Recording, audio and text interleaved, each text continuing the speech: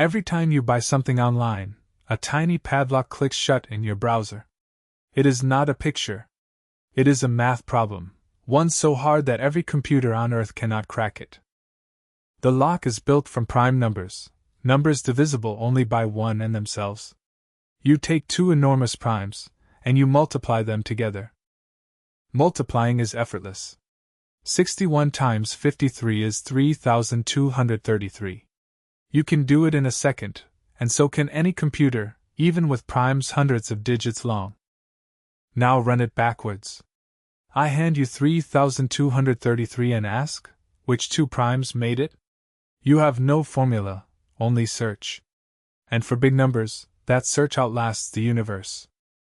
That gap, trivial one way, impossible the other, is the entire foundation of RSA, the system guarding your money, your messages, and your passwords, right now. Two numbers nobody can pull back apart. That is the lock. Let's open it up. Here is the asymmetry up close. Forward, multiplication, pick two primes, multiply, done. The work barely grows as the numbers get bigger. Backward factoring, take the product alone and find its prime ingredients. There is no shortcut formula.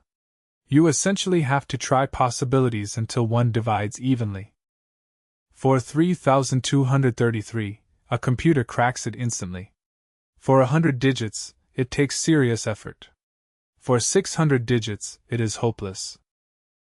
This is the one-way street at the heart of cryptography. Easy to walk forward. Effectively a dead end coming back. The technical name is a one-way function, simple to compute, brutally hard to invert. Multiplying primes is the cleanest one we know. And the difficulty is not a bug we will someday fix. As far as anyone has proven in 50 years, factoring big numbers is just genuinely, deeply hard. But a pure dead end would be useless. You could lock a message and never open it again. RSA needs a one-way function with a secret backdoor. Picture a trapdoor. From above, anyone can drop something through, easy, one direction. Climbing back up is impossible, unless you know where the hidden ladder is. In RSA, that trapdoor is exactly this. Anyone can scramble a message using the product. Only someone who knows the two original primes can unscramble it.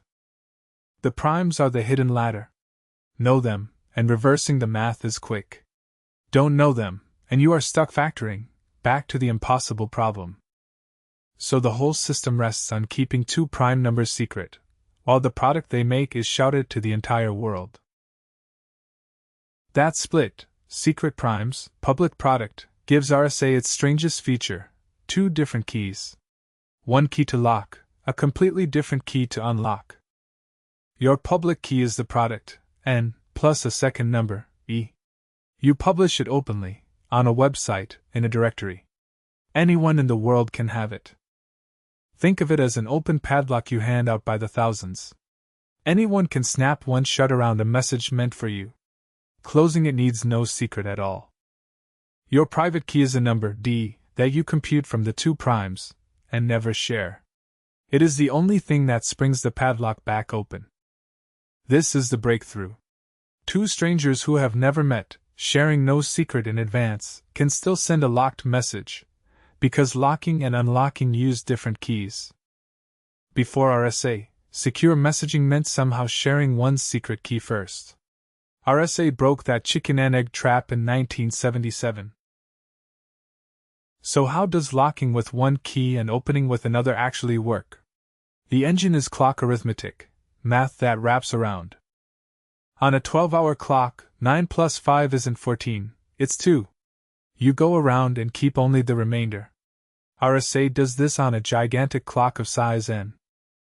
To lock a message m, you raise it to the power e, then take the remainder mod n.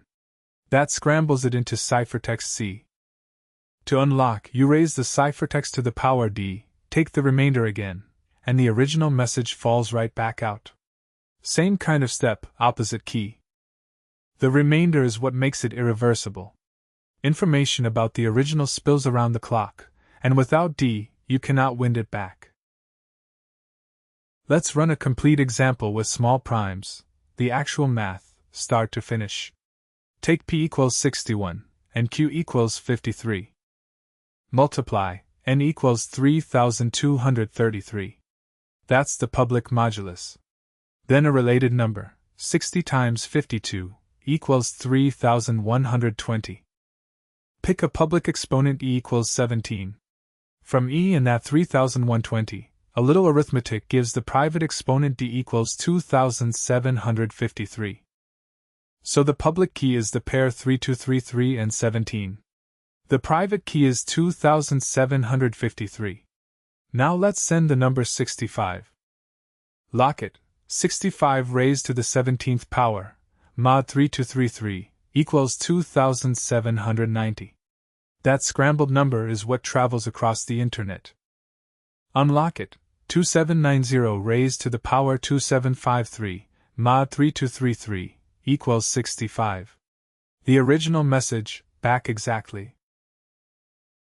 An attacker sees everything public, the modulus 3233 and the exponent 17. To find D, they need the two primes. For our toy number, they just factor it, easy. Which is why real RSA never uses small primes. A real key is 2048 bits, meaning the modulus is a number over 600 digits long. 600 digits.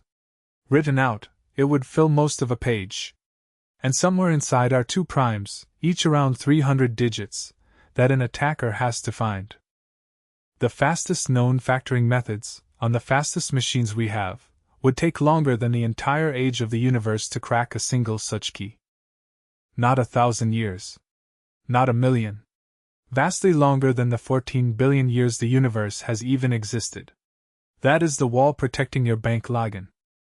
The security isn't a clever trick that might leak. It is the raw, brute cost of a question no one can answer fast. What are the factors? RSA is named for the three people who published it in 1977, Ron Rivest, Adi Shamir, and Leonard Adelman. Their three initials, RSA. For decades it became the padlock of the internet, inside that little lock icon, in secure websites, in the chips on your bank card and your passport. Every secure web connection, every online payment, has leaned on this one idea, numbers that are easy to multiply, and monstrous to factor. But there is one cloud on the horizon. A future quantum computer, running an algorithm found by Peter Shor in 1994, could factor huge numbers fast. Shor's algorithm doesn't break the wall by brute force, it sidesteps it, exploiting quantum physics to find the factors directly. Big enough quantum machines don't exist yet. But they might. So the world is already switching to new, post-quantum locks built on different hard problems.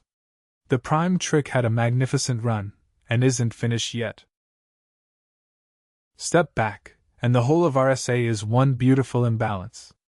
Multiplying two primes, a child could do it. Undoing it, the entire planet cannot. Every secret you send online is hidden in that gap, protected not by hiding the method, but by a problem that is simply too expensive to solve. Your money is guarded by a question. Two primes go in, one number comes out, and pulling them back apart is a puzzle no one on earth can finish in time. That is the quiet power of a hard math problem. Sometimes the strongest lock in the world is a sum that only goes one way.